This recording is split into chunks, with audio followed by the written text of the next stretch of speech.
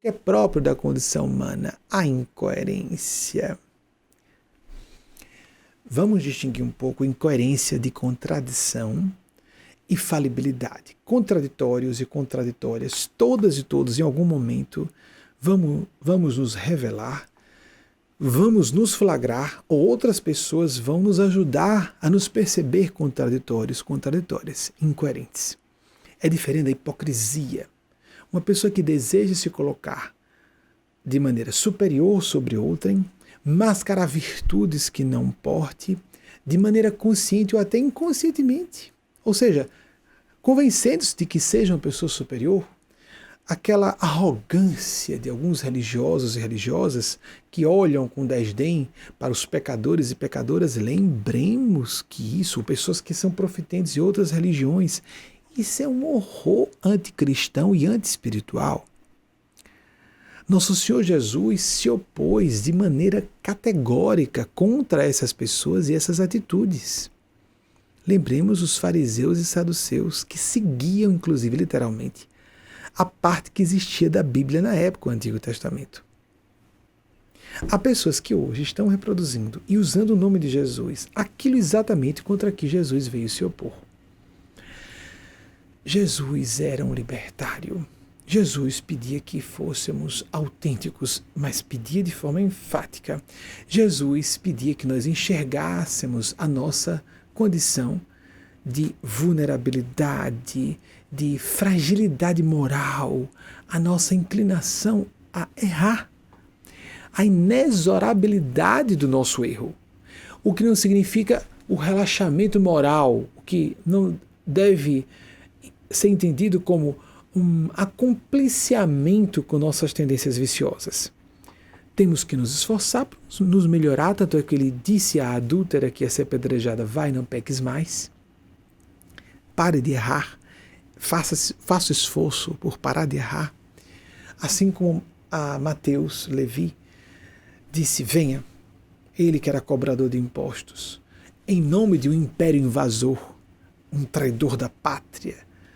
Ele chama e Levi larga tudo imediatamente, sem dar contas a ninguém, nem mesmo o Império Romano, de quem ele era um colaboracionista, os colaboradores, né, o colaboracionismo daqueles que eram de uma pátria e que estavam servindo à pátria invasora.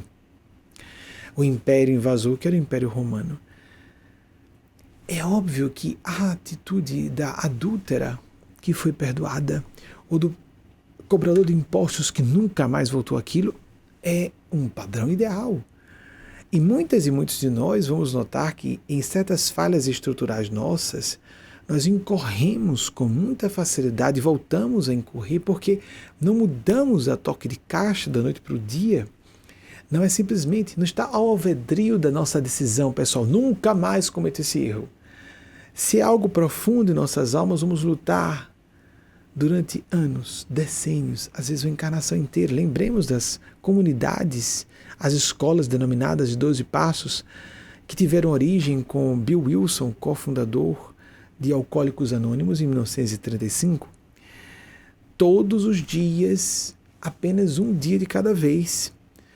Narcóticos, da comunidade Narcóticos Anônimos, por exemplo, assim como o AA, as pessoas se dizem: eu sou alcoólatra. Entretanto, estou sóbrio há um mês, há 10 anos, há 30 anos, mas continua se assumindo alcoólatra. Existe uma estrutura de alcoolismo. Então nós devemos perceber, somos todos e todas pecadores, pecadoras.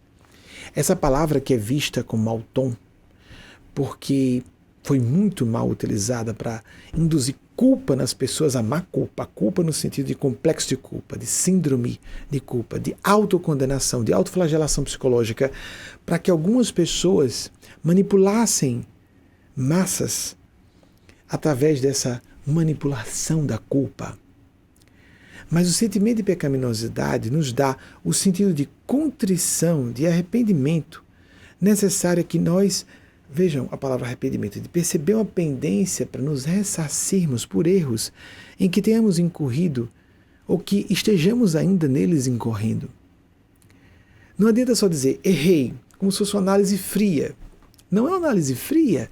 Tem que haver culpa. Se a pessoa não sente culpa, ela é psicopata, não sinto culpa de nada, não me arrepende de nada. Ou a pessoa é louca, ou é estúpida, ou é psicopata, ou um pouco das três coisas. Ou ela está mentindo, ou um pouco das quatro coisas. Então, todos nos arrependemos. Basta a pessoa adquirir experiência e que ela comece a olhar para trás e dizer, nossa, farei diferente. É natural. E não dizer, faria tudo da mesma forma. Da mesma forma, pessoas que orgulhosamente enchem a boca, inflam o peito para dizer isso.